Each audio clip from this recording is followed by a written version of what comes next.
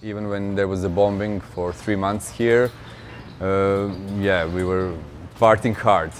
They came like a bunch of people with masks. And yeah, I think just like, yeah, the order will destroy everything, so.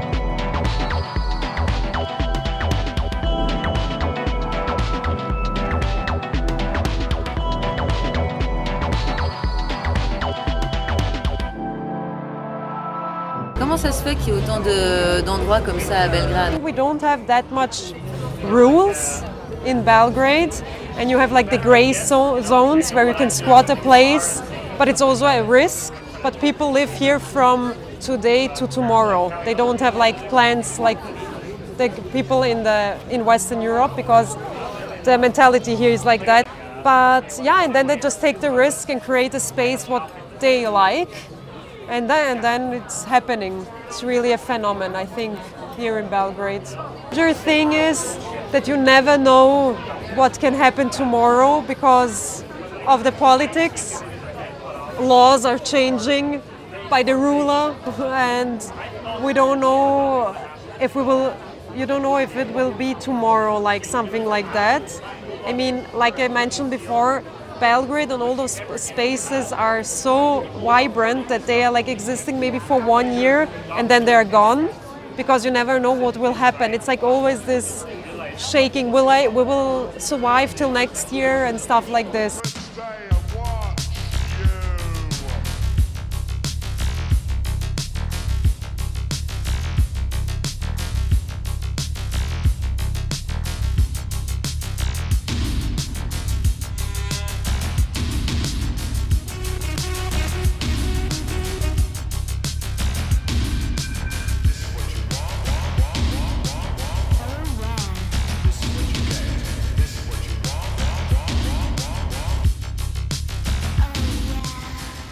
If there is going to be a threat, it is going to be political and not economical.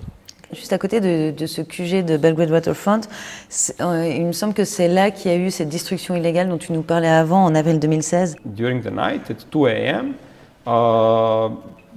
they came like a bunch of people with masks, came with heavy mechanization, without license plates and without any marks. They came and they started tearing down buildings. And so there, the buildings there were several restaurants. It was actually one of the nicest, like modest restaurants that existed in Belgrade.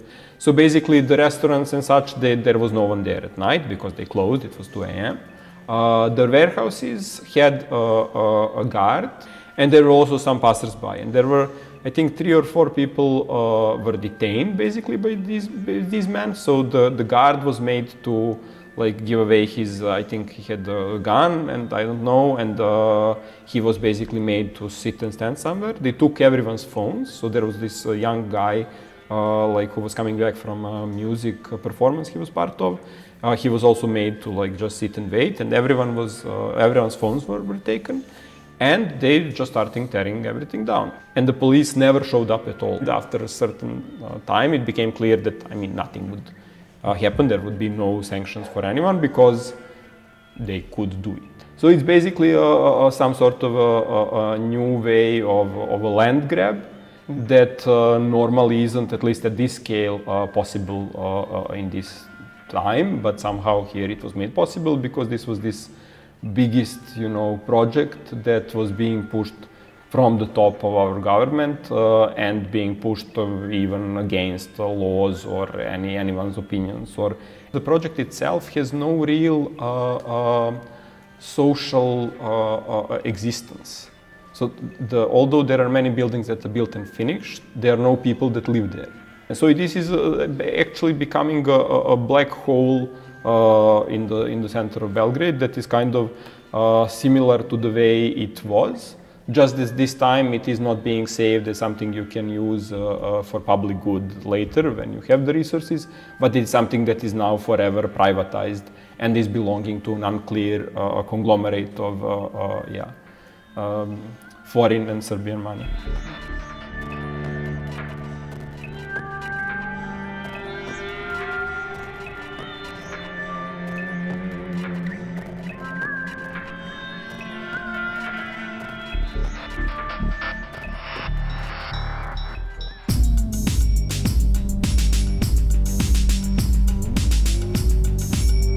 To remove everything from here, they will do it like easily, as they did it, because most of those clubs were after this bridge, and then they started to build like Belgrade waterfront, and they removed all the boats because of the noise for the new citizens of the Belgrade waterfront. So that was the issue. Now this is why here is now so packed. Yeah, it was like much more like diversified. Like no, there was not so much clubs one next to other. So it's during the summer now you can hear like this place. So you cannot be you cannot play music as it was, as you can do it like 10 years ago when we started. Like we could play like ambient from the beginning for 2 hours. Now it's impossible, because if you play ambient you will hear like bass from here and kick from here, and it's gonna be like, and you have to make it loud, and if it's loud it's here on the opposite side of the river, so people are complaining, then you have like a police coming, like you have to turn off the music. So regulations, I think it will affect everything here, especially with these kind of clubs. And so I think in a couple of years they will all need to move from here, probably to some other places to find some spots where the music can be played. Est-ce que la scène de musique électronique a continué pendant les années où il y avait la guerre? Even when there was a bombing for 3 months here, we were partying hard. Believe it or not, you know, during the day the clubs were opened. Not only clubs, cinemas, theaters. That kept us sane. Et est-ce qu'il y a un héritage de cette époque qu'on peut sentir encore maintenant dans la culture? In the 90s it was really, you know, people with guns in clubs. I mean, I'm sure something like that is happening now, but not that obvious. That wasn't the... Back then that was a style, you know, you were like... that was your style, you were a criminal. It was something that was dividing, let's say, cool Belgrade from the criminal Belgrade that's supporting like Milosevic in that period. So it was like really easy for us. That was the part of that dividing us. But I think that we have like really something special here, in a way of how the people listening to the music. Underground scene, if we can call it anymore, like underground scene, you have like a capitalistic way of doing everything these days. So I think it's all about selling the party.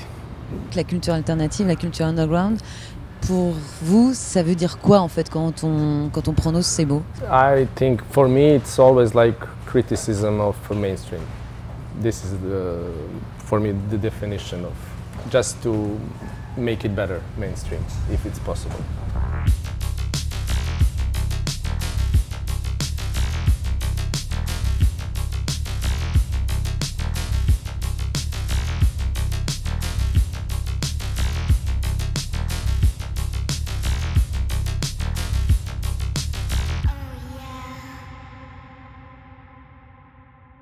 La culture alternative, la culture underground, pour toi, ces mots, ça fait référence à quoi? I think it has been irrelevant for like 20 years or even more, and now more than ever when you're like 2 clicks away from everything. And yeah, I'd rather choose something like alternative or DIY or I don't know, left field or whatever.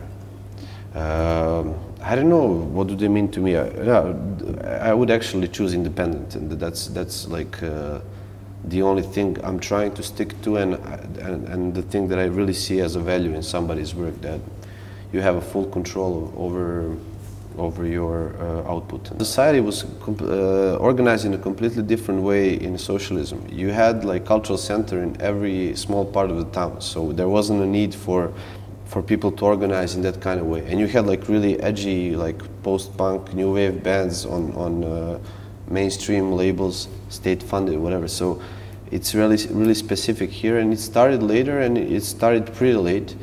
It's already different. Like 10 years ago, you could go out every day in a week and have some kind of program in your favorite bar or club. Now it's basically like especially during the winter, just Friday and Saturday.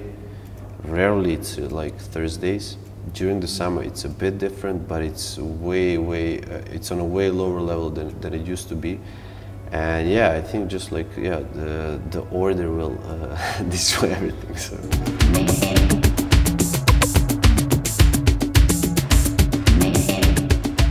On entend souvent dire de Belgrade que c'est une sorte de nouveau Berlin.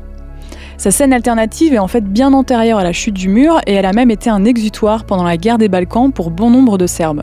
Mais voilà, comme dans toutes les grandes villes, il y a une vraie difficulté à ce que la scène alternative cohabite avec la gentrification, les régulations et les intérêts privés. Avec Anne, on est allé à la rencontre de celles et ceux qui continuent de se battre pour que cette scène existe. Et si elle est clairement menacée, la volonté de la jeunesse serbe de conserver des espaces de liberté reste viscérale. On repart de cette ville, conquis par leur énergie inépuisable.